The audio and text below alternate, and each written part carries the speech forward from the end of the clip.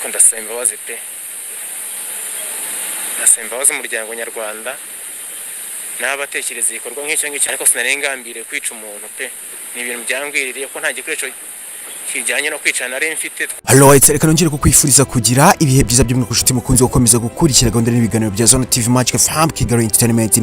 By'umwuka nshuti mukunzi, nimba uri kureba siyo video yawe ukabona utarigeze gukanda subscribe, akaniko kandi nakogiye kugira ngo ukande subscribe, ubike gukanda kuri iyo nzogera ya notification kugira ngo ugerwaho n'inkuru zacu za Zone TV gatanu. Kandi kuri munsi mu by'ukuri rero nta magambo yashyizwe avuzwe na Vava cyangwa se Dorimbogo. Kuri munsi mu by'ukuri uwabashe cyangwa se uwagize uruhari mu rupfu rwa Vava uyu munsi mu by'ukuri akaba atawe hanze cyangwa se akaba afashwe n'urukiko mu by'ukuri, kubera ko uyu nguyu Dorimbogo wo twakwita Valentine wamenyekanye gusetsa abantu ku mbuga nkoranyambaga zitandukanye, haba kuri YouTube, Instagram ndetse n'izindi mbuga nkoranyambaga zose mu by'ukuri zicurwaho amavideo. Kuri uyu munsi mu by'ukuri Dorimbogo rero akaba yaritabye Imana ku ijoro ryo kuwa 27 mu kwezi kwa 7 mwaka wa 2024. Uyu Dorimbogo rero niho yaje kuba mu by'ukuri yava mu mubiri cyangwa se yakitaba Imana. Ariko kuri uyu munsi mu by'ukuri hari amagambo yavuzwe na Dorimbogo. Kuri uyu munsi mu by'ukuri hari amakuru ari kuvuga ko uwishe Dorimbogo ashobora kuba atawe muri yombi. Niyo tugiye kuba twarebera hamwe, nguhaye ikaze kuri Zone TV. By'umwihariko nshuti mukunzi, nkubwira ngo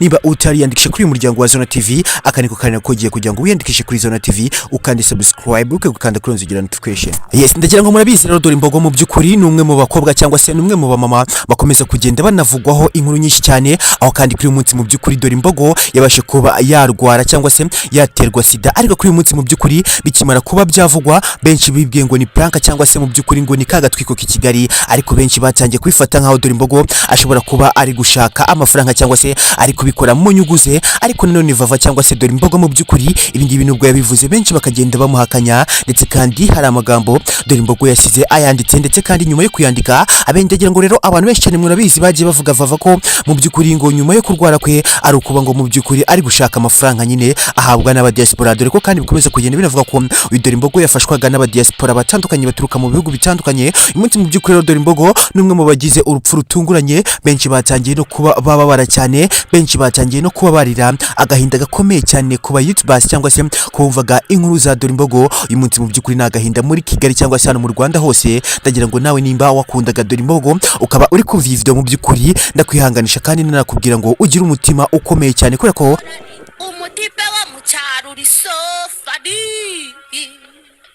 narinzi ko nawe bitabera ubuzima bukomeye my friend Solomon tabagwe my friend ubundi mufungura champagne.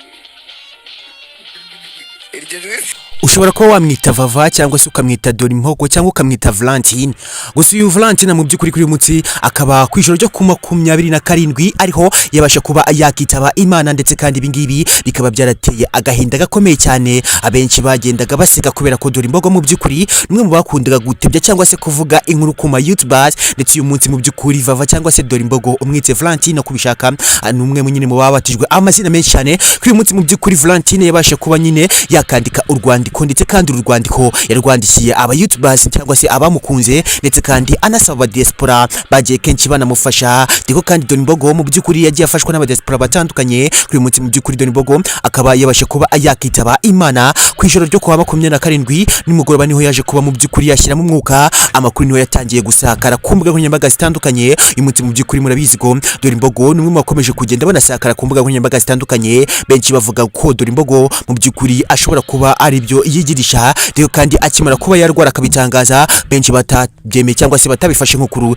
Ariko kuri munsi mu by'ukuri Vava akimara kuba yarwara indwara ya sida, murabizi ko nyine muri minsi mu by'ukuri hari yashize igihe kirekire Vava atangaje ko yanduye cyangwa se yabanye n'ubwandu bwa sida. Kuri munsi mu by'ukuri benshi ntago batangiye kuba babyemera, benshi batangiye kwifata nyine nk'ibihuha, ariko nanone benshi batangiye kugenda babitera utwatsi. Iyi nkuru kenshi yagiye inababaza cyane, abenshi nyine batabifata nk'ukuri. Ariko kuri munsi mu by'ukuri Vava akimara kuba yava mu mwuka cyangwa se yakitaba Imana, benshi batangiye kuba bakemera ukuri kw'i Kigali, kandi komeza kugenda binavuga ko Kigali nyine hakomeza kugenda hatangwa amakuru y'ibihuha, nyuma yo gutanga amakuru y'ibihuha kurya ibingibi kandi bikakomeza kugenda binaca intege benshi cyane bakomezaga kugenda banatanga ibiganiro kuri YouTube kuri munsi. Mu by'ukuri dore Imbogo numwe uvuye mu ba YouTubers basetsaga abantu benshi cyane uyu munsi. Mu by'ukuri amarira n'agahinda gakomeye cyane ku babyeyi, abana, abakobwa bumvaga ibiganiro bya Dore Imbogo kuri munsi. Mu by'ukuri nkomeza no kwihanganisha kuri wowe wakunze ibiganiro bya Vava cyangwa se Dore Imbogo. Reka kandi duhere nyine ku magambo Dore Imbogo yasize yanditse. Valentina mu by'ukuri yasize yanditse amagambo akomeye cyane,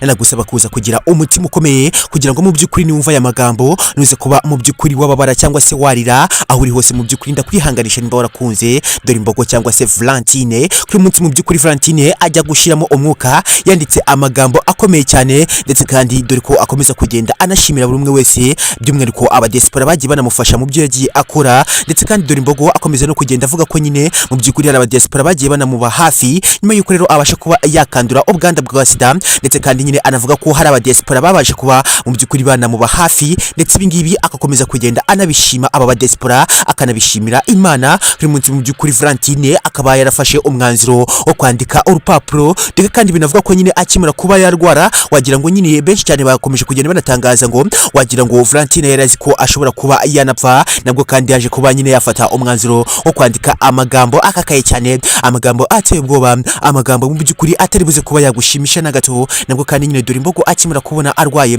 yaje kuba yafata umwanzuro wo kuba yakandika amagambo. Mu by'ukuri aya magambo kandi akimara kuyandika yavuze ko aya magambo agomba gutangarizwa aba YouTubers cyangwa se buri muntu wese mu by'ukuri uri buze kuba wayumva, ari buze kuba mu by'ukuri yanashimira cyangwa se yanavuga ijambo rigira uti Valentina cyangwa se Dore Imbogo ugire iruhuko ridashira. Ari nayo mpamvu nyine akomeje kugenda anabisaba abanyarwanda ndetse n'abamukurikira haba mu gihugu cy'u Burundi, Uganda, Kenya ndetse n'ibindi bihugu bitandukanye byashyirwagamo ibiganiro bye kuri munsi. Rero mu by'ukuri reka dusome urutonde cyangwa se amagambo Valentine yabashe kuba yakandika kuri uyu munsi. Reka rero ngo ubwire ngo numara kuba wayumva naragusaba kuba kwiza kwihangana kuri munsi. Reka duhere ku jambo rya mbere Valentine cyangwa se Dore Imbogo yabashe kuba yakandika aha. Mu by'ukuri nyine reka rero amwe magambo yanditswe na Valentine cyangwa se Dore Imbogo Vava umwita uko ubishaka bitewe n'uko mumenyereye kuri munsi. Mu by'ukuri nyine ni umukobwa wamenyekanye ku mbuga nkoranyambaga zitandukanye haba kuri Facebook, Twitter, Instagram ndetse na YouTube. Kuri munsi mu by'ukuri akaba naho yakoreraga ibiganiro bye. Kuri munsi rero mu by'ukuri munyemerere hamwe turebere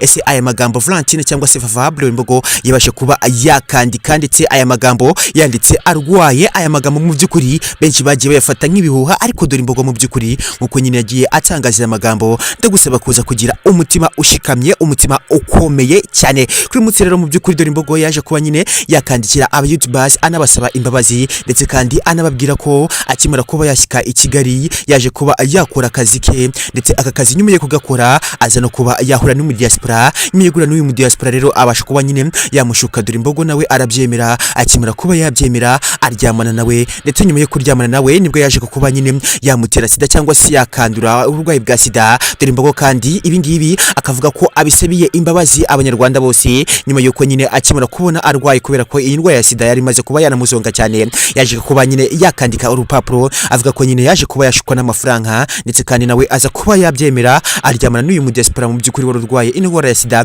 aza kuba nyine yayimutera. Uyu munsi Dore Imbogo rero mu by'ukuri akaba apfanye indwara ya sida. Dore Imbogo kandi mu by'ukuri mbere yuko nyine abasha kuba yashyiramo umwuka yaje kuba yasaba abamama bose mu by'ukuri yirirwaga asebya ku mbuga nkoranyambaga, ndetse kandi binavuga ko nyine ibingibi yabikoreraga kugira ngo abashe kuba yabona umugati umutunga i Kigali. Ibingibi kandi mu by'ukuri yavuze ko yabikorera kugira ngo nyine abashe kuba yabaho nawe hano i Kigali. Murabizi ko nyine hano i Kigali mu by'ukuri abenshi bakomeza kugenda banavuga inkuru z'ibihuha bagatukana bagasebyanya, ariko ibingibi mu by'ukuri twavuga ko nta n'umutima mubi baba bafite. Kuri munsi mu by'ukuri Vava cyangwa se Dore Imbogo ibingibi kandi yatangaje ko yabivugaga kugira ngo mu by'ukuri abashe kuba nyine yabona icyo yarya hano i Kigali. Kuri munsi mu by'ukuri akomeza kugenda anasaba imbabazi abamama bose mu by'ukuri yagiye atuka ku mbuga nkoranyambaga, abenshi yagiye asebya abafluencer mu by'ukuri batandukanye batabimwumvishe neza. Mu by'ukuri mwumve ko abasabye imbabazi aho muri hose, mu by'ukuri mubashe kuba mwakifuriza Dore Imbogo iruhuko ridashira, ndetse kandi mu by'ukuri nyine tunakomeza kugenda tunabafuza kuba mwasabira Dore Imbogo Imana ko yamwakira mu bayo, kubera ko Dore Imbogo yashimishije imitima ya benshi kuri uyu munsi mu by'ukuri ku ijoro ryo kuwa 27 reka nkubwire ngo Vava niho yabashe kuba yakitaba Imana, niho kandi yazaga kuba nyine yashiramo umwuka, ariko amakuru ari kugenda aho ibiswa hirya no hino nuko nyine bivuga ko uyu Vava mu by'ukuri kuba nyine yapfa cyangwa se kugira ngo mu by'ukuri abashe kuba yakitaba Imana ari akagambane k'abantu bakoranaga, ndetse kandi mu by'ukuri ndagira ngo nyine benshi batangiye kuba bakeka ko mu by'ukuri uyu Dorimbogo ashobora kuba yarishwe, dore ko nyuma yo gukeka ko Dorimbogo yaba yarishwe ibingibi kandi byakomeje kugenda binatera inkomyi n'inginyimbira kuba hakurikiraga Dorimbogo ku mbuga nkoranyambaga yakoreshaga, haba kuri Facebook, Twitter, Instagram n'izindi mbuga nkoranyambaga ndetse harimo na YouTube. Reka dukomeze kugenda tugukurikiranira amakuru ya Dorimbogo turaza kuba twayakugezaho gatanu ku kanya.